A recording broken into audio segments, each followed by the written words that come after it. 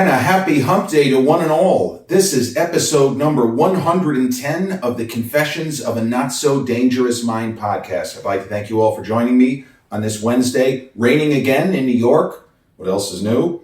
But if you're catching up with this episode on the YouTube channel or enjoying the content, haven't done so already, please click like, subscribe, comment, flip on those notifications. Or if you're catching up with this episode on the audio platforms such as Spotify or iTunes, same rule applies. Click like, subscribe, flip on those notifications. So we're going to take a brief break from our ongoing series of Best Film You've Never Seen, Most Underrated Performances, and do a kind of general episode discussing a historical quirk. In Hollywood, we know, has a lot of historical quirks. People maybe we didn't know appeared in a movie together, or films that are older than we think, or perhaps not as old as we think, or just crazy events that took place in the world at large when a certain movie was in the box office. It could be almost anything. But one thing that I enjoy, I'm the kind of person who is always curious as far as not only what movies were released in what year, but literally the release date, and were there any other famous films that, I didn't realize these two were released at the same time. March 6th, 1987, I'm only going to discuss briefly, but two all-timers, one of which is a iconic film, legendary, and was a huge hit at the time, and another kind of became a cult film. March 6th, 1987, 37 years ago today, saw the release of Richard Donner's original Lethal Weapon, which hit big immediately, terrific reviews. People were calling it best action buddy film ever made. Mel and Danny's hilarious, it's great. It was a hit right out of the gate. Strong critical reviews, somewhat unexpected for that kind of an action film, but people appreciated the quality. The other movie released that day had a huge build-up, and then got okay reviews, not great, and bombed at the box office and ended up being rediscovered later. Sir Alan Parker's Angel Heart, my favorite horror film of all time, is the other film released March 6th, 1987. But I want to spotlight, because I didn't know this until just doing random Google searches, the kind of thing that wouldn't have been possible 25 years ago, when the internet was still what it was there. It had a lot of information, but it was not as easy as now, especially because now we just go like this. Back then, we still had to do that. And this information may not have been as readily available as it would become in, let's say, even the early 2000s, where more and more things became so easy to access. But March 6th, 1998 is a Friday, which saw the release of three major Hollywood studio films, which are all very important for one reason or another. One is important symbolically, one is important historically, and the third is important because it went on from becoming kind of a small-ish hit to being probably the first film of the internet era to amass a huge cult following. And I don't mean a cult following like a movie such as Angel Heart, which had people talking it up, and then the overall kind of reaction seemed to match the fact that how did people sleep on this in 1987? But the three movies, not in any order in particular, but the movie that is important as a kind of historical marker to me is Robert Benton's Twilight, a movie that I've talked about on the channel because it is the last major studio, big budget Hollywood film that starred Paul Newman, who to this day, there are those who would argue he is the greatest star Hollywood's ever had. And I don't just mean as an actor, and he was a fine filmmaker as well, but as a human being, he is one of the finest to ever come out of Hollywood. Maybe the most charitable man to ever work in the entertainment field, by percentage of money that he made, that he ended up donating to worthwhile charities, Newman was really one of a kind, in the best sense of that phrase. And Twilight, the other movie that is historically significant, but not for exactly the same kind of reason, is U.S. Marshals, which was the sequel to The Fugitive. And it didn't have Harrison Ford because Harrison Ford as Dr. Richard Kimball. Just love how Tommy Lee Jones, your fugitive's name is Dr. Richard Kimball. There was no reason for Harrison Ford to be in that movie because his character had been, he didn't kill his wife. I don't care. The U.S. Marshals is interesting in that it's a sequel. It was technically a box office hit. It did gross more than $100 million at the box office, but it's not altogether successful. It's okay. It's interesting as much for the fact that Robert Downey Jr., who at that time in his life was going through a lot of personal problems, and there were many people worried that each role could be his last. He just couldn't stay out of trouble. And even at that time, there was talk of, is it really okay for them to cast this guy? That's how far RDJ has come since then. But the film is, I've always enjoyed it. I saw it in theaters. It's fun. It's exciting. It's not as good as The Fugitive, but Wesley Snipes in a role that you're not expecting. The European actress Irene Jacob, I like what she does, even though it's kind of limited. And the movie works. I like the crew. Joe Pantoliano as Tommy Lee Jones' sort of right-hand man. They're all great. And the movie's fun. I remember, I guess it was about a year and a half ago that it hit Netflix. And I know it's a cliche. We talk about this, especially us Gen Xers, when this sort of thing comes up. But there were a lot of young people that didn't know that, for example, Robert Downey Jr. was in this kind of a film, in that sort of a juicy role. Oh, he's a government agent and he's working with Tommy Lee and the whole thing. And this movie, which at the time was, 23, 24 years old, I'm getting articles on my phone, unknown Robert Downey Jr. film lands at number 1 on Netflix and stuff like that. So that's film number 2. And the third film, which is very important because it is a film with now enormous cult following, The Big Lebowski. Now, I saw all 3 of these films, which opened on March 6, 1998. I saw Twilight the night it opened. I saw U.S. Marshals the following night, the Saturday. And I saw The Big Lebowski in the middle of the next week. Now, that is something that was very rare for me, even in that era where I was still less than a year having graduated New York University Film School. I didn't usually go to the movies 3 times in a week, very rarely. And there were times where I went to the movies a few times, and it was usually to see the same film. Like I watched The Truman Show 3 times during its theatrical release. That's different. This was 3 different movies, entirely different types of stories in every way. And I was geeked to see all of them. The trailer for Twilight, the non-vampire version with Paul Newman, was a great trailer. And it's one of those old-fashioned Hollywood whodunit type stories. But the cast is just so absurd. It's so absurd. Where you have an actor of the stature of James Garner. This is about 6 years before he played, the guy in The Notebook, the Ryan Gosling's character as an old man. That's the actor for, the youngins who don't know the name James Garner. Oh, that's the old guy from The Notebook. Yes. So in addition to Paul Newman as the star, it's his movie. You got James Garner, who plays kind of a frenemy of Paul's character. And you have Gene Hackman. I fucking love Gene Hackman. I'm sorry he retired when he was, he was around 70 when he walked away. 72. I wish that he'd kept making movies. But you have Gene in a kind of thankless role as a former Hollywood star who I think he's dying of cancer.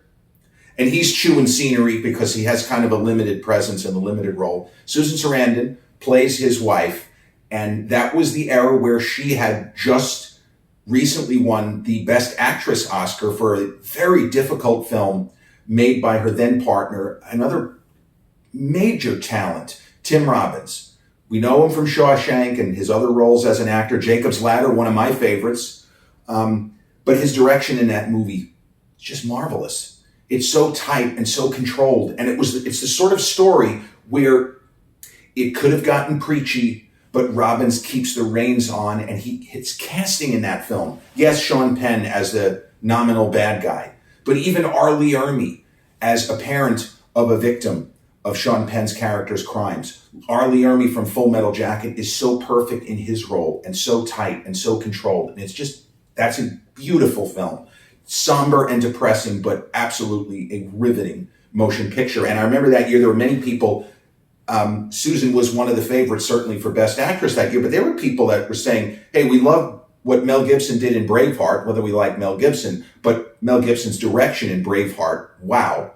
But there were a lot of people that thought that Tim Robbins should have gotten the award, even over Oliver Stone for Nixon that year, or Mike Figgis for Leaving Las Vegas. It's not a great year for movies, but there was a lot of really good work by individual filmmakers. But so it was that era, Susan Sarandon, who plays Gene Hackman's wife. They're both movie stars. It's like a showbiz couple where she's still working and Gene Hackman's character, unfortunately, is sick. And Paul Newman plays a kind of private eye who more or less is a fixer for them. He's had a long-standing crush, even though he's a lot older, but he's had a long-standing crush on Susan's character. He's best friends with Gene, and it's sort of a running gag that Gene knows this guy's just been waiting for him to croak so he can have sex with his wife. Harry, well, you might as well come on up here and play cards. My wife's never going to sleep with you. Delivered in classic Gene Hackman fashion. But there's another character, the character of their daughter. And it's played by Reese Witherspoon, who was on her way up like a thunderbolt. And sometimes in movies where you don't expect it, you see someone and you can look back and say, I get why this person became a star. And Reese's role in Twilight is pretty much of a throwaway. There's not that much to the character, but she registers without anything in the character just because she has such an she has a great face for the movies. And we remember her, and there's kind of a humorous opening sequence where Paul Newman, I think he rescues her, she's in Mexico or something like that. He brings her home and he shoots himself in the leg. He pulls a Plaxico Burress before Plaxico Burress, if I'm not mistaken. Either he accidentally shoots himself in the leg or somebody shoots him. But the gag is they think that he shot himself in the, what do we call it, the jewelry box. They think that that's what happened. And then it becomes a running gag and we get a few laughs. Oh, and Liev Schreiber, another fantastic actor, has a great role in the film. So Twilight, if you look at the reviews, it is just fresh on Rotten Tomatoes. You got to get 60% or better on Rotten Tomatoes to be fresh. It is a mystery. It has thriller elements. There's a little bit of a romance component. And there is a sense, as Clint Eastwood did, it's amazing 27 years later that Clint Eastwood is still working. But there is a sense, and Paul Newman was, I should say, older than Clint. He was about 5 or 6 years older. But in that movie, which is not as good as Absolute Power, that's the Clint movie that I'm referencing, it was from the previous year, there is a sense, Gene Hackman was in that too, of older people, older actors who know that their time might be running short one way or the other or in every way, almost telling the audience. And there is always, at least for me, as a fan, somebody who understands the history, it works. And there is a lot of that in the movie Twilight. As the mystery elements are threading about, and as Paul Newman is just desperate to get, my wife's not going to sleep with you, Harry. You might as well come up and play cards. As he is desperately trying to get Susan out of her bathrobe and into his arms, there is a sense of longing and a sense of wasted youth, which a lot of people can identify with. You know, did we really do all that we could when we were in our 20s, 30s, in our teens, for crying out loud? Did we or didn't we? Some people can say, well, yeah, I peaked. Other people can say I didn't. But there is that feeling. And the older actors are so good. And James Garner especially, a guy who wasn't necessarily known for being the most expressive actor, although he absolutely nails those scenes in The Notebook. James Garner was a guy as a young man who was matinee idol handsome. He looked like an Abercrombie and Fitch model. And Paul Newman was considered an intensely striking individual. Gene Hackman was just Gene Hackman. Gene Hackman was a 70s leading man who would look like a regular guy, a la Dustin Hoffman, a la Charles Bronson, a la Roy Scheider. What a great time for an actor in the 70s where you could look like Roy Scheider, a very distinctive looking man, but not somebody who looked like Robert Redford or Warren Beatty. Twilight is a very entertaining film. 60% on Rotten Tomatoes sounds about right. It's more of a swan song to that style of movie and a swan song to one of the greats to ever work in Hollywood, specifically in Paul Newman in this kind of role. Because he had played Private Eyes. He did Harper. He did The Drowning Pool.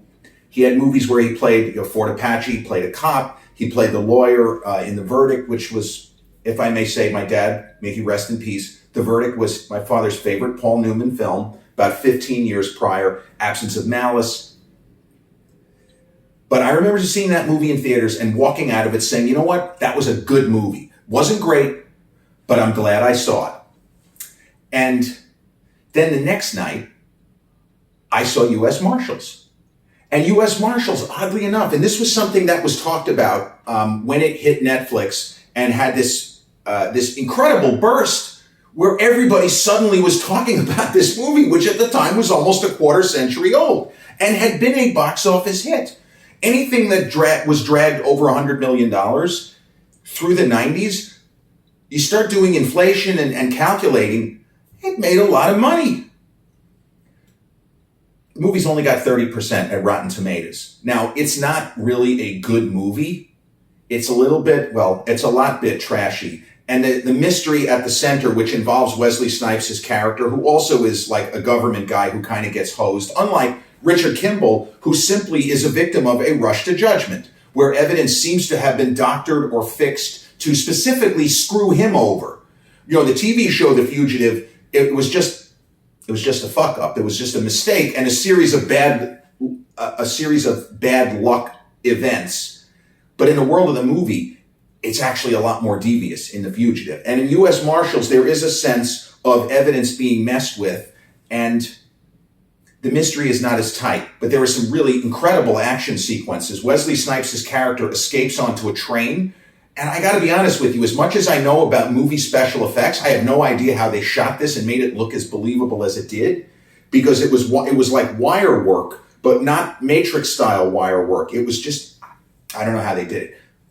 Watch the movie, and you'll see how entertaining it is. Because most movies, if you tell me it's 30% on Rotten Tomatoes, yeah, fucking sucked. Now, U.S. Marshals is not great, but it is entertaining all the way through. And what Robert Downey Jr. does in that role, it's the kind of role where if you watch the movie again, you start to see the hidden depths that he reaches, because there is more to the character than first appears. As Tommy Lee Jones fucks with him repeatedly in the early portions when his character as FBI agent Royce shows up. In a similar vein, Bobby D, released March 6, 1987, that is another movie where if you watch it more than once and you just focus on Mr. De Niro, you will see him doing things with his eyes where it appears that he is winking at the audience. You're not going to get it the first time because the character seems more straightforward than he actually is. And Downey Jr., as Royce in U.S. Marshals, does a lot of, it doesn't feel like fan service until you know what the story is, until you know some of the twists of plot. And so U.S. Marshals, which I saw at, not the movies at Sunrise Mall. Twilight, I believe I saw at the movies at Sunrise Mall, Massapequa. The theater is long gone, and the fucking mall is pretty much gone too, unfortunately. But I saw U.S. Marshals, I believe I saw that at the Broadway Mall in Hicksville. And again, I walked out of the theater having been entertained. Not as good as The Fugitive. I had basically the standard response, but more upbeat, because there were a lot of people. I remember the critics saying, Tommy Lee is 54. Do we really need to see him doing, prime Clint Eastwood level stuff, or prime Harrison Ford running and jumping and leaping around? Did we really need to see it? Well, you know what? I would argue that the movie was worth it. And anytime Joe Pantoliano has a chance to stretch, I love it. I'm here for it. And that was, I believe, Joe Pantoliano's last role before the first Matrix, where he's fantastic. He's so good in the first Matrix.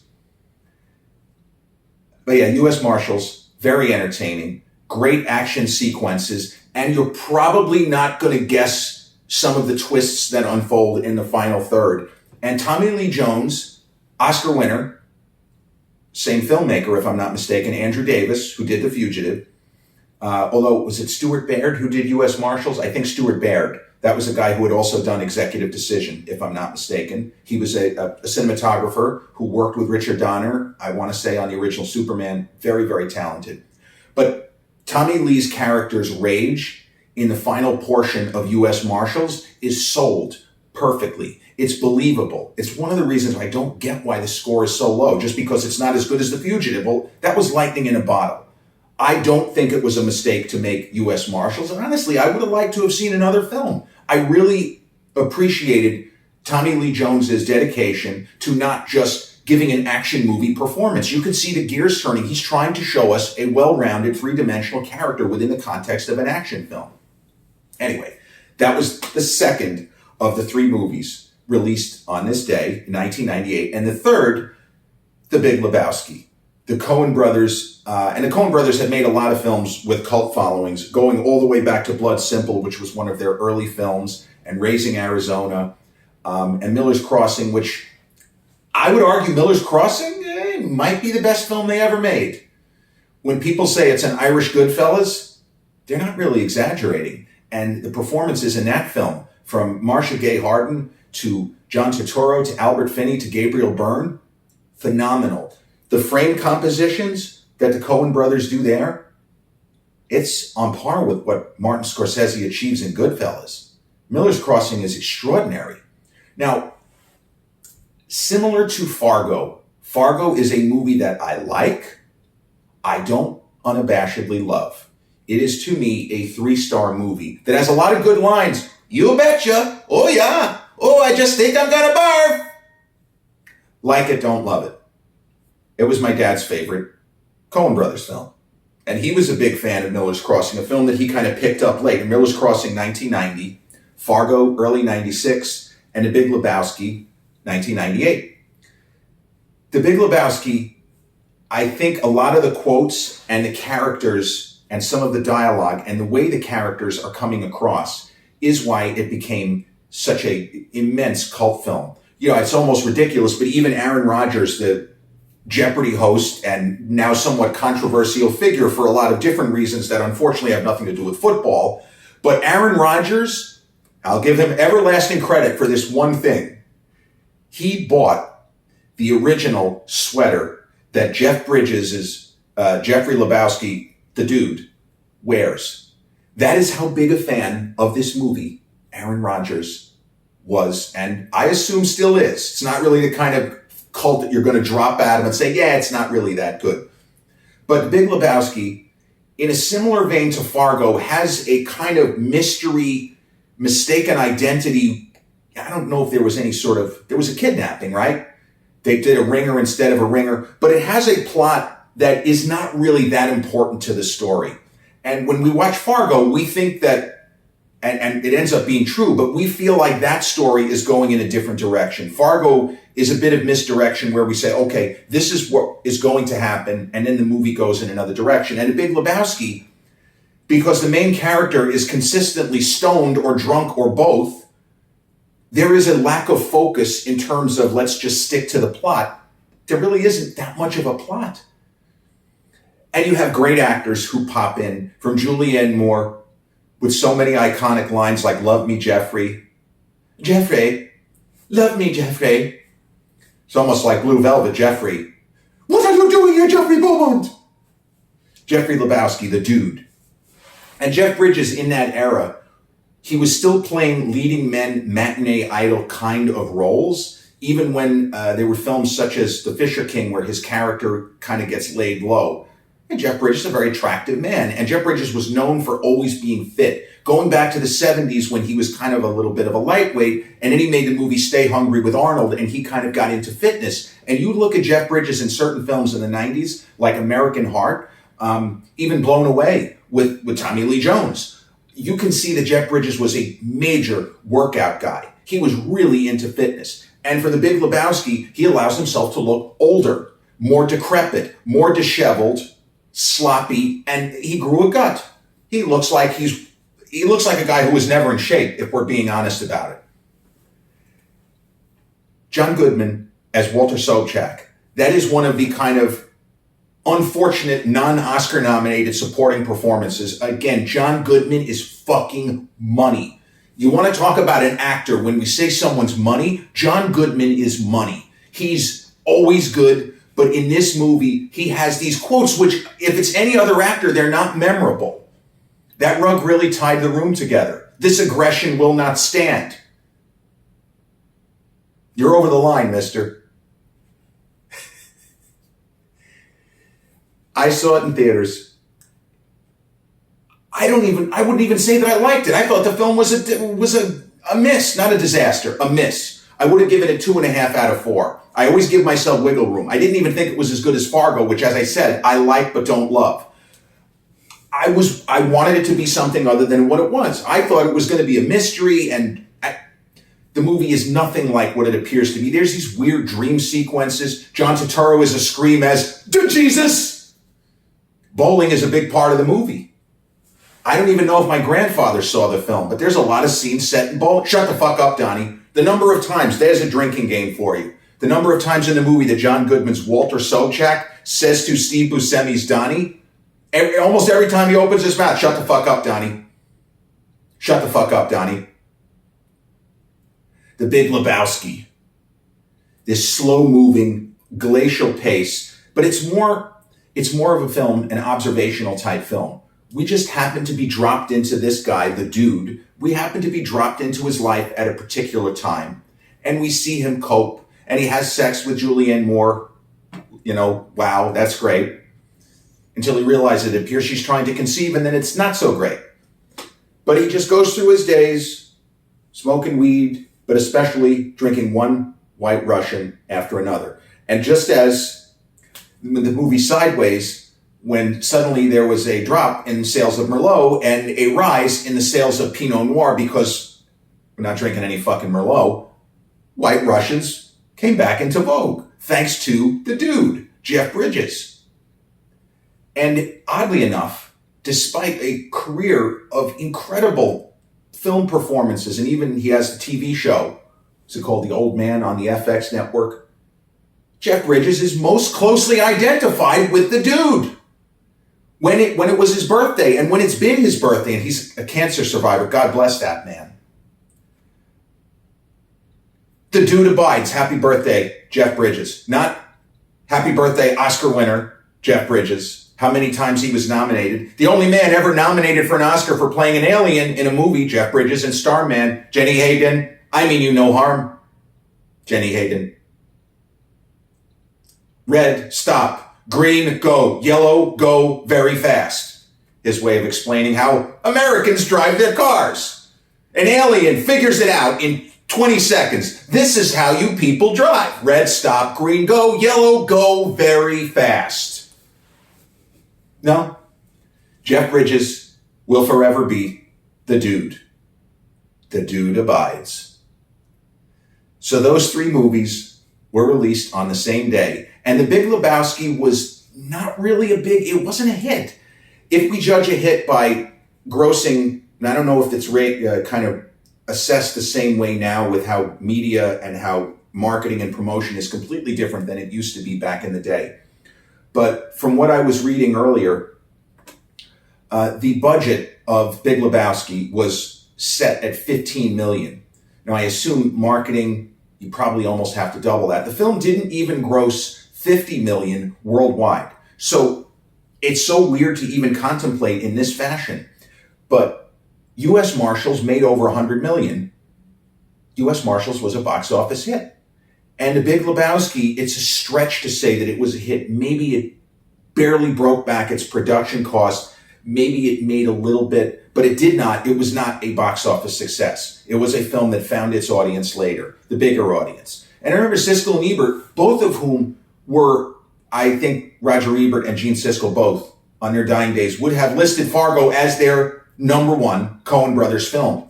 Neither one really loved The Big Lebowski. I want to say Ebert gave it a thumbs up and Siskel gave it a kind of a hem-haw thumbs down, but I'm not 100%. But what I am sure of is they did not give it unabashed raves, as they had with a lot of other Coen Brothers films, like Miller's Crossing, Irish Goodfellas. I remember when it came out, I hadn't seen Goodfellas, so calling a movie Irish Goodfellas didn't mean anything. But those three movies, none of which were huge box office hits, as I've said, and Twilight was not a big budget. I'm not sure that Paul Newman worked for scale, but the budget was probably in the $15 to $20 million range. I think it did not quite make back its production cost, but that's the sort of film where if it were made at a different time, all of the big actors would have gotten $5 million plus. If it were made at a different point, or a different filmmaker who had a broader vision, because Robert Benton wanted to keep that contained. This is not a story about a private eye who stumbles onto a worldwide planet-ending conspiracy. This is a story about a private eye who had continued to cover up dirty doings by his friends and now can't do it anymore. One of them is going to die. And really, he just wants to hook up with the guy's wife, if we're being completely honest. But those three movies, memorable to me for different reasons, all worth seeing and all readily available. Let me double check for you, just so you know. But U.S. Marshals is on.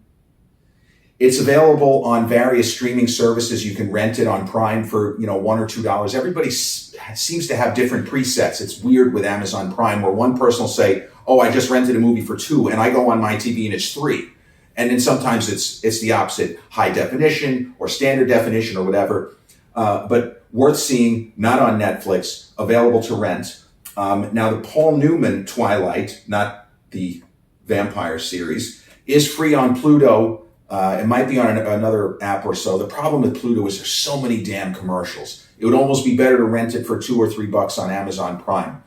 And The Big Lebowski is actually streaming on Peacock. If you have a Peacock subscription, as I do, and you've never seen The Big Lebowski, well, what are you waiting for? Because in this instance, I know that I'm in the minority when I say I didn't love it, and to this day, I can't say that I love it. There are movies like Blade Runner, like A Clockwork Orange, that I didn't really get when I saw it, but by the third or fourth time, holy shit, what a movie. The Big Lebowski is a movie that I've kind of warmed to a little because of its cultural importance and because it is so fucking quotable. And John Goodman is so extraordinary. He does a lot more heavy lifting, no pun intended, than Jeff Bridges, who just kind of lazily moves from one day to the next in an alcoholic marijuana haze. 26 years ago today, March 6th, 1998, Twilight, directed by Robert Benton and starring Paul Newman, Gene Hackman, Susan Sarandon, Lee F. Schreiber, James Garner, and Reese Witherspoon. U.S. Marshals, the follow-up to The Fugitive, with Tommy Lee Jones and Wesley Snipes and Joey Pants and Robert Downey Jr. in a very strong role, surprise. And The Big Lebowski with Jeff Bridges, John Goodman, Julianne Moore, John Turturro, Steve Buscemi. Hit theaters 26 years ago today. And with that, we've reached the end of episode 110, like the song Across 110th Street, Tarantino famously used in the movie Jackie Brown. But we reached the conclusion of episode number 110 of the Confessions of a Not So Dangerous Mind podcast. I'd like to thank you all once again for joining me on this reverie back through time and movie history, some personal history, but also the historical quirk that three important films for different reasons just happened to be released on the same day 26 years ago. But if you're catching up with this episode and checked it out on the YouTube channel and haven't done so already, please click like, subscribe, comment, and turn on those notifications. Or if you're catching up with this episode on the audio platforms such as Spotify or iTunes, click like, subscribe, and turn on those notifications. I'll be back with episode number 111 real soon. Till then, peace.